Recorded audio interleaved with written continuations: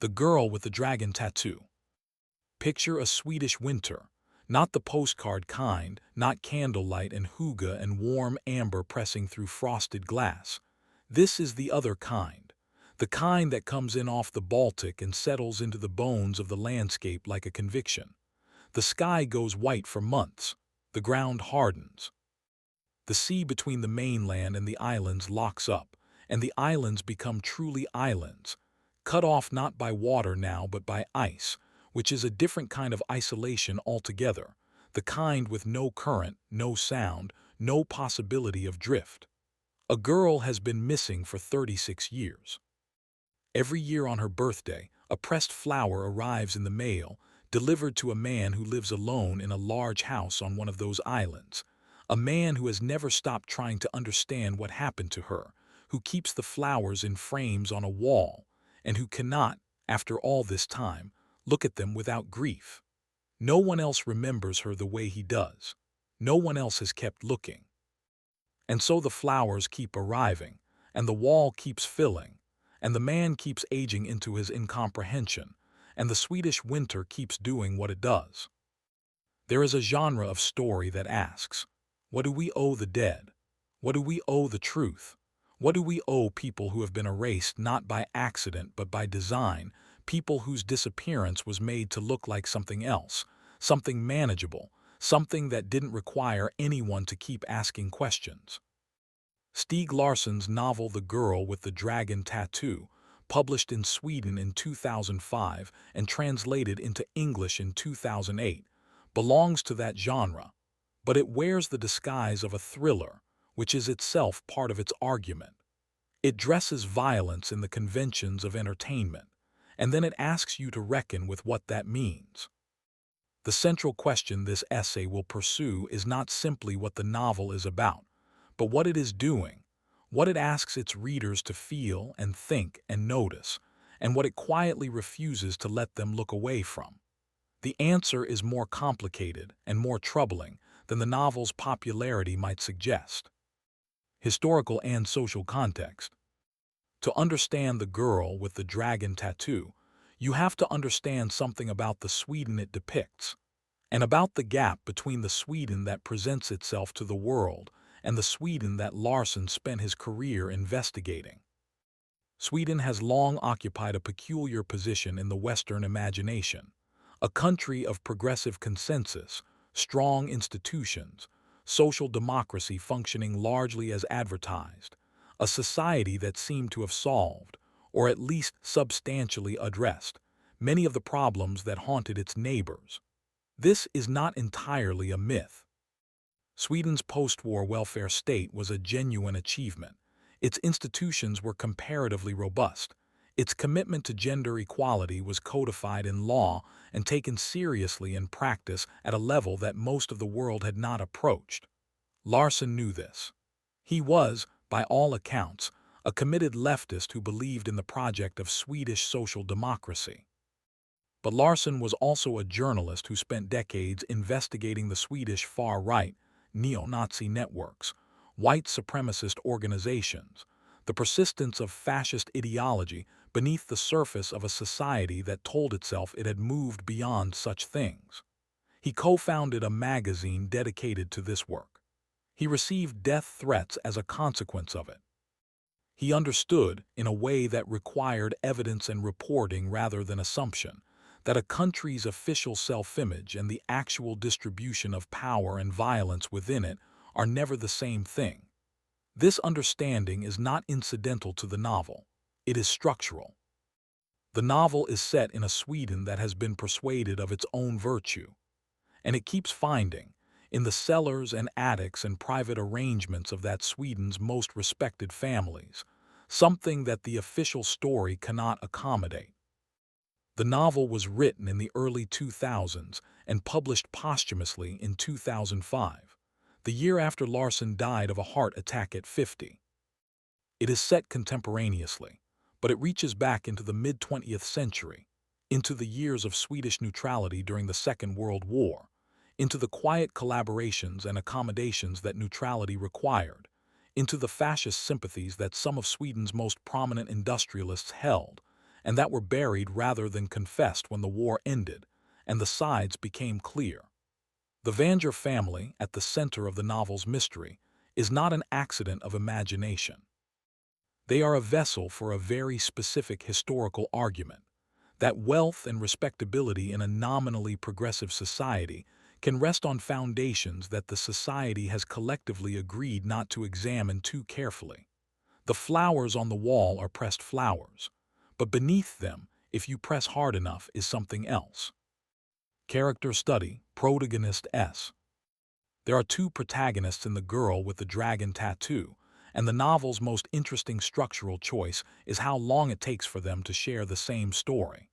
For the first third of the book, they exist in entirely separate worlds, separate cities, separate crises, separate registers of narration, and the reader is made to feel their distance as something almost physical before the novel brings them together. Each carries a wound. The nature of those wounds, and what each character does with them, tells you most of what you need to know about what the novel is finally arguing. Mikko Blomkvist is a journalist. When we meet him, he has just been convicted of libel, found guilty of publishing false allegations against a corrupt financier named Hans-Erik Wennerström, allegations he believed were true, for which he could not, at trial, produce adequate evidence. He is about to go to prison. His magazine is in financial freefall. His reputation, which was the instrument of his life's work, has been publicly destroyed. Blomkvist is a particular kind of idealist, a man who believes that journalism matters, that truth has consequences, that institutions can be held to account. The libel conviction does not destroy this belief, it wounds it, which is different. He retreats. He accepts a commission from Henrik Vanger to investigate his niece's disappearance, not out of any great conviction that justice is achievable, but because he needs somewhere to go and something to do while his legal situation resolves itself. He is, in the early sections of the novel, a man who has been made to feel that his tools don't work, that the mechanisms by which he has tried to change the world have failed or been turned against him. What Blomkvist represents thematically is a kind of institutional faith under strain. He is not naive. He is experienced, skeptical, capable of irony, but he operates on the assumption that the right story, told correctly, to the right people, through the right channels, will produce something resembling accountability. The novel will test this assumption. It will find it partly vindicated and partly insufficient. Blomkvist's journey is about recovering his purpose while revising his understanding of how power actually works. He is likable, competent, and in this is important, somewhat passive. He is a man things happen around. He has good values and considerable skill, and the novel uses him as a lens, but he is not its moral center. That role belongs elsewhere. Lisbeth Salander is one of the most written-about characters in contemporary popular fiction, and for good reason. She is also, ultimately, impossible to describe without doing some violence to her. She is 24 years old when the novel begins. She is small, extremely so, physically slight in a way that other characters notice and that she weaponizes. She has a photographic memory and a capacity for abstract reasoning that borders on the extraordinary. She is a hacker of considerable skill, employed by a private security firm to conduct background investigations on individuals and organizations. She was, for most of her childhood and adolescence, a ward of the Swedish state, placed under legal guardianship, stripped of the ordinary rights of adulthood, subject to the decisions of men appointed to manage her. The novel reveals why in pieces, over a long narrative arc. What it shows early is the consequence. Salander has been taught, by years of contact with institutions that claim to serve her interest while violating it, that the world divides cleanly into people who can be trusted and people who cannot, and that the second category is vastly larger. She is not misanthropic. She is precise. She has done the empirical work. The interior life Larson constructs for Salander is organized around a principle that the novel never states outright, but that every scene involving her demonstrates. She will not accept the premise that other people's power over her is legitimate. She will not pretend, even tactically, that the arrangements the world has made are reasonable. This is not defiance as performance. It costs her constantly, materially and socially. She is read as strange, dangerous, disordered. The world that has processed her through its systems has also provided itself with a diagnosis. She is antisocial, she lacks empathy, she cannot be trusted with her own life. Larson makes clear, with patient and carefully constructed irony, that the diagnosis is the crime. Character study, supporting CHARACTRS. Henrik Vanger is the figure who sets the novel's central mystery in motion, and he is worth examining carefully because he is one of Larson's most honest portraits of a certain kind of powerful man. He is in his 80s when the novel begins, the former CEO of the Vanger Corporation, one of Sweden's major industrial families, a man who has lived entirely inside the structures of his own privilege, and who, in old age, has become genuinely interested in the truth. His obsession with his niece Harriet's disappearance is real, not theatrical. He loved her. He has been trying, in his limited way, to find out what happened to her for nearly 4 decades.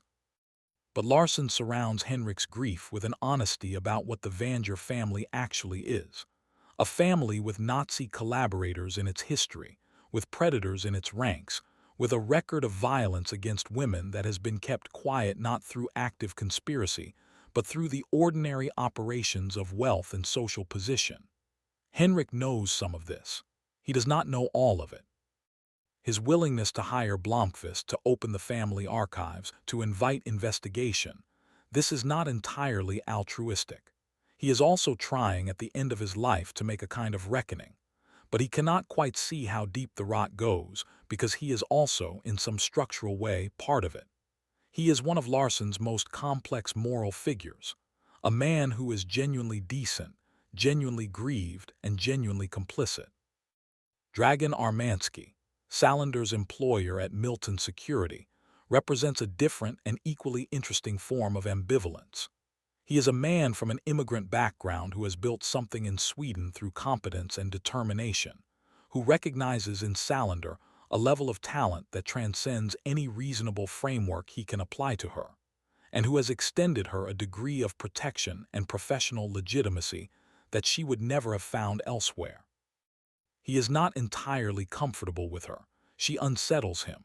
He doesn't always know what to do with what she shows him, but he keeps showing up for her in the practical ways that matter, giving her work, giving her space, not requiring her to perform normalcy as a condition of his regard.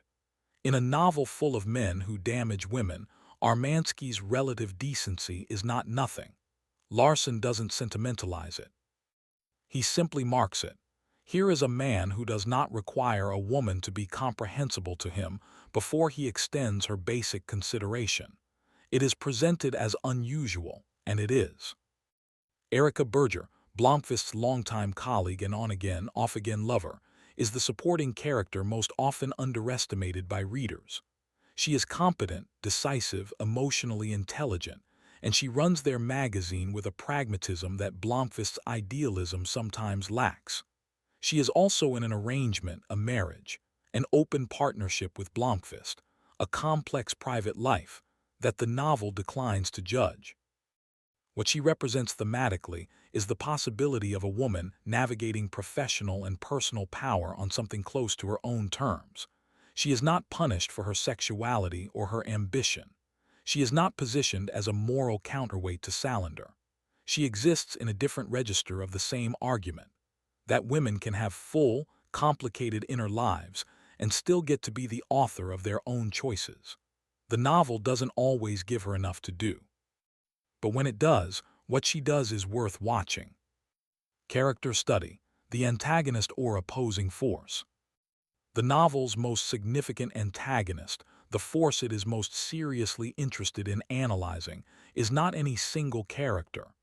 It is a system, and the way that system provides cover for the men who operate within it. But it is also, finally, personified and worth examining both ways. Martin Vanger, the CEO of the Vanger Corporation in the novel's present, is the figure through whom the novel's central violence becomes concrete. He is charming, thoughtful, politically progressive, publicly committed to his employees and his community. He is also, as the novel eventually reveals, a serial killer, a predator who has murdered women for decades, in a basement that no one has looked inside because no one has had any reason to suspect the man at the top. What Larson is doing with Martin is not simply constructing a twist. He is making an argument about how predators survive in social systems. They adopt the coloring of the values their society claims to hold. Martin Vanger is not a monster who reads as a monster. He is a man who has understood, with great precision, that power operates through the permission of those who benefit from it, and that the best camouflage for violence is the performance of its opposite. The internal logic of Martin as an antagonist is the novel's most disturbing contribution to its genre. Larson shows us a man who genuinely does not experience what he does as contradictory, who has cordoned off his violence into a private architecture that coexists with his public life, because he has arranged it that way with considerable intelligence and care. He is the son of a father who did what he did, and he has chosen to continue it not out of compulsion alone, but out of something that functions, in his mind, like entitlement. The women he kills are invisible to him in the way that the women in the historical sections of the novel were invisible to the men around them. Not because there is something wrong with the women, but because the social arrangements of the world in which they live have never required the men to see them. This is the horror the novel is excavating, not the monster in the basement, but the society that built the basement and then forgot to look in it. The central conflict and plot architecture. The novel's plot operates on two overlapping tracks. The first is the historical mystery, what happened to Harriet Vanger in 1966. The second is the contemporary thriller, what will happen to Blomkvist and Salander as they follow that mystery into territory that becomes actively dangerous. Larson is skilled enough to keep both tracks in motion, and smart enough to understand that the second is not actually separate from the first, that the danger Blomkvist and Salander face in the present is the direct consequence of the violence that was done in the past and never accounted for. What is at stake in the Harriet mystery is not just the fate of one woman, though that would be enough. What is at stake is the question of whether the past can be made to answer for itself, whether the crimes of powerful men can be surfaced, in a society that has every structural incentive to keep them buried. The investigation proceeds through archives and old photographs and careful attention to patterns that no one else thought to notice, and this procedural texture is not decoration. Larson is making a point about how truth-finding actually works, slowly, through accumulated detail, through the cross-referencing of sources that no single observer could have assembled alone. The mystery is solvable not because Blomkvist is a genius, but because he and Salander are both paying close attention to things that other people wrote off as settled. The resolution of the Harriet mystery is, in structural terms, the novel's most audacious choice, and the one that has generated the most complex response. Harriet is found alive. She escaped. She built a new life somewhere else. This is, on one level, a form of justice. She survived, she made choices. She is not simply a body in the ground. But the novel is careful about what kind of satisfaction this provides. Harriet's survival has not made the world that produced her father any less violent. It has not undone the women who did not survive. It has not, except in the most narrow legal sense, produced accountability. The warmth of the ending is real, and Larson earns it, but he doesn't allow it to close the larger question. Storytelling, form, and narrative structure. The Girl with the Dragon Tattoo is, formally speaking, a hybrid, and knowing what it is a hybrid of is important to understanding what it's doing. The opening sections move at the pace and with the density of literary fiction. They withhold. They accumulate character detail without providing narrative momentum. Blomkvist's conviction is described. The consequences are mapped. The reader is given time to understand who he is before anything much happens to him. This is not how commercial thrillers typically operate, and it produces, in the early pages, a slight discomfort in readers who came expecting the genre's usual propulsion. Larson is asking for patience, and the patience is part of the point. He wants you to know these people before they are put in danger. He wants the stakes to be personal. The structure of alternating storylines, Blomkvist in one chapter, Salander in the next, for the first third of the book, creates a specific effect. It makes the reader feel the absence of each character in the sections devoted to the other. It also, more subtly, creates a formal parallel. These two people are doing the same kind of work from opposite ends of the social spectrum. Blomkvist is the public investigator, the one with institutional affiliation and social legibility. Salander is the invisible one, operating in systems that don't acknowledge her existence except to manage it. They will find, when they finally meet, that their skills are precisely complementary, that the novel's form has been quietly making this argument from the beginning. Larson's prose style is functional rather than literary, which has provoked debate. He is interested in information, not imagery. He describes what things are before he describes how they look. His dialogue is efficient and often blunt. The result is a novel that reads quickly despite its length, that imparts an enormous amount of information without feeling encyclopedic, and that achieves emotional moments through the accumulation of precise detail rather than through language that draws attention to itself. This is a deliberate choice, or at least, it is consistent enough to be read as one. The novel is about people who work with information, who sort and cross-reference and archive.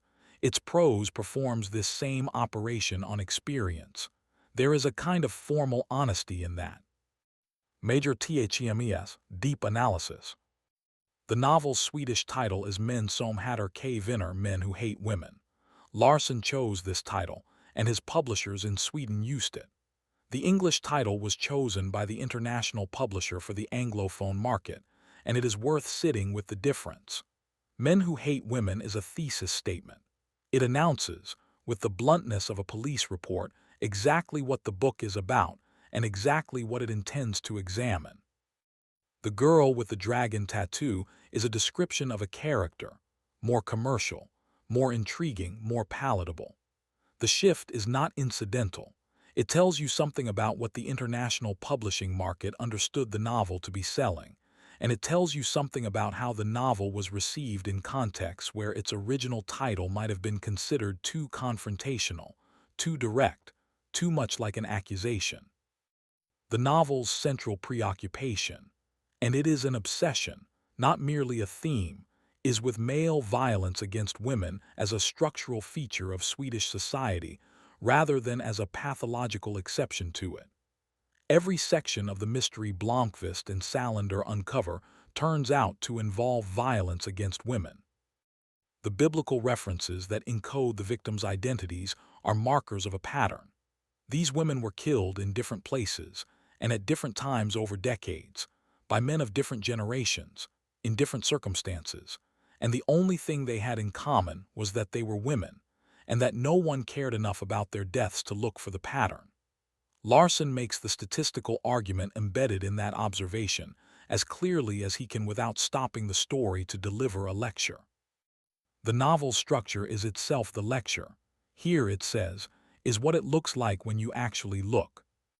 The second major theme is the failure of institutions, and specifically the failure of the institutions that are supposed to protect the vulnerable. Salander's legal situation is the sustained, long-running case study for this argument. She has been classified by the Swedish state as legally incompetent. The guardianship system under which she operates is presented not as a well-intentioned system with implementation problems, but as a mechanism through which a specific kind of violence, the violence of total control, of bureaucratic domination, of the removal of agency from a woman who refuses to pretend to be manageable, can be legitimized and made invisible. Her first guardian, the old man who treated her with something like respect, is replaced by Nils Bjurman, who exercises his authority over her body and her finances, as though that authority is simply what the system provides. He is enabled at every turn by the gap between the system's stated purpose and its actual operation. The state has decided that Salander cannot care for herself. It has appointed a man to do it. It does not watch that man. The horror of Björman is inseparable from the horror of the institutional arrangement that put her in his hands. The third theme, one that unfolds more gradually, but that the novel's ending makes explicit, is the question of what justice actually means when institutions have failed. Salander does not seek legal redress against Björman through the same system that delivered him to her. She extracts a different kind of accountability, on her own terms, using the tools available to her. The novel is careful not to present this as heroic in any clean sense. It is presented as the only available option, which is a different thing. What Larson is asking, through Salander's choices, is whether justice is possible when the justice system is the problem. He does not answer this question. He poses it as precisely as he can, shows you the costs of every available response, and leaves you holding it. Criticism and honest reckoning.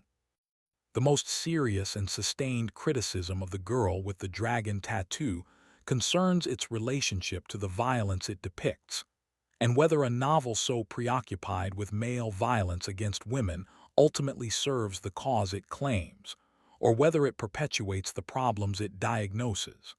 This is not a frivolous objection, and it deserves engagement rather than dismissal. The violence against women in this novel is depicted with specificity and duration. The assault on Salander is graphic. The historical murders are described in forensic detail. The scenes in Martin Vanger's basement are designed to be harrowing. Larson's defenders argue that this explicitness is intentional and necessary, that soft-pedaling the violence would be a form of the same erasure that the novel is arguing against, that showing the specific cost of male violence in specific bodies is the only honest way to make the argument. This defense has merit. There is a real difference between violence that is aestheticized for titillation and violence that is portrayed with the weight and aftermath it actually carries. Larson, in many of these scenes, is genuinely trying to do the second thing. But critics, and feminist critics in particular, including the novelist Katarina Wenstam, who engaged with this question directly in the Swedish context, have argued that the novel's treatment of Salander's assault and her response to it risks a different kind of problem. The revenge fantasy as consolation, the idea that a woman's resourcefulness in responding to male violence somehow resolves the violence itself or restores what was taken. Salander's revenge on Björman is methodical, controlled, and complete. It is one of the most satisfying sequences in the novel, and that satisfaction is worth interrogating. It is pleasurable in a way that the original violence is not.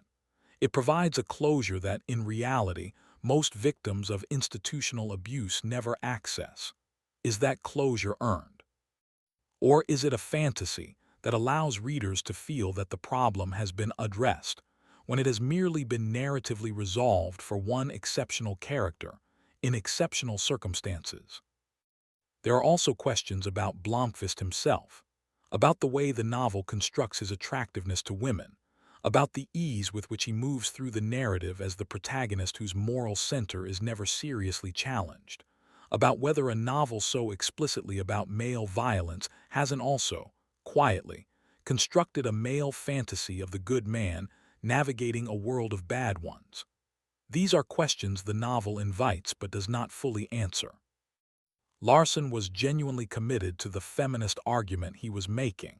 He was also a man making it, which shapes it in ways that the novel's enormous commercial success may have made harder to see clearly.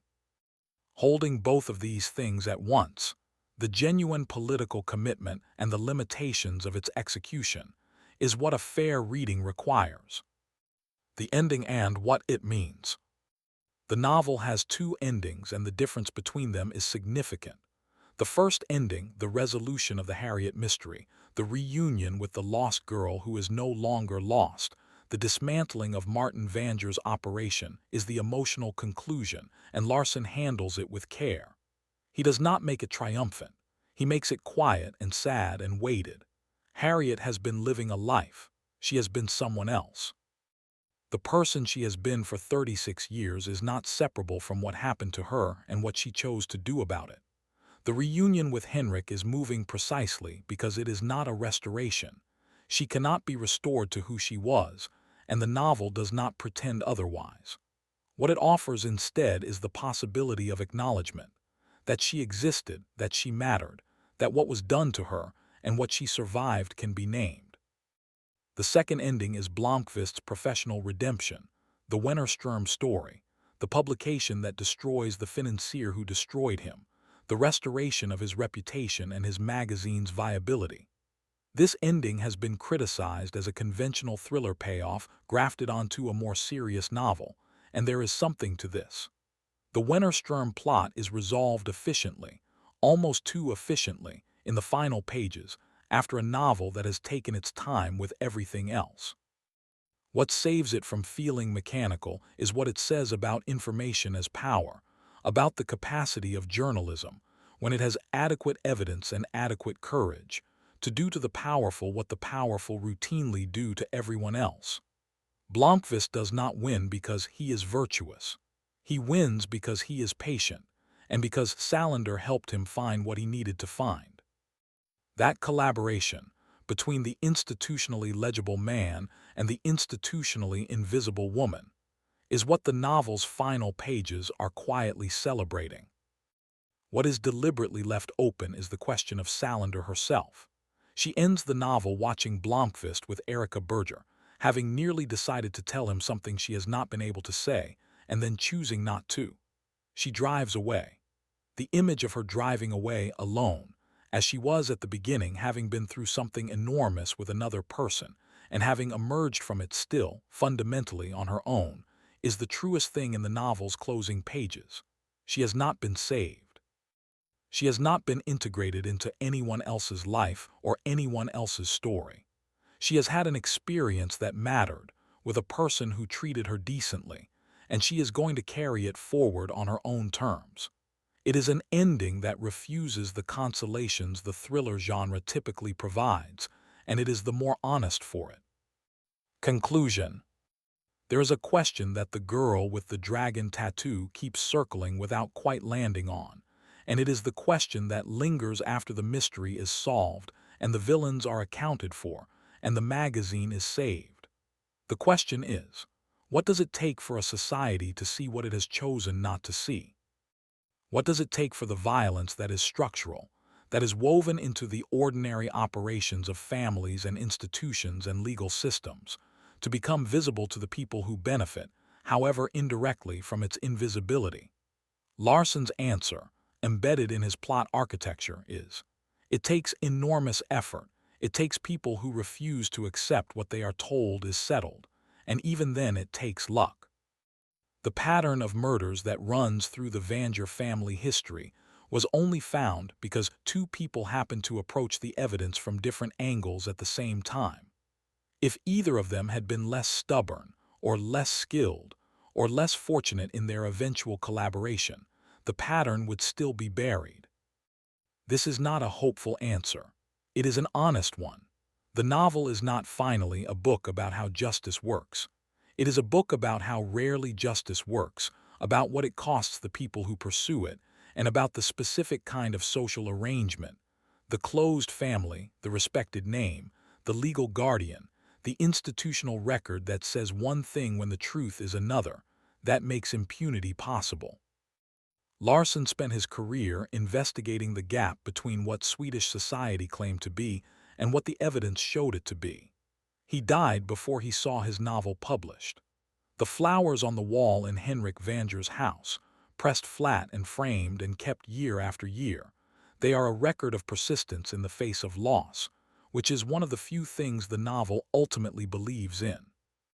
What this novel asks of its readers is not sympathy, exactly, and not admiration. What it asks is attention, the same quality it most values in its characters, the same quality its plot most rewards. Pay attention to the systems. Pay attention to who is classified as unmanageable and by whom. Pay attention to the difference between what an institution says it is doing and what it is actually doing. Pay attention to the women in the photographs, the ones at the edges of the frame, the ones whose names took decades to find. The novel trusts that if you pay that kind of attention, you will know what to do with what you find. Whether it is right to trust us with that, whether we will, in fact, look and then act, is the question it leaves open, and the question that follows you out of the room.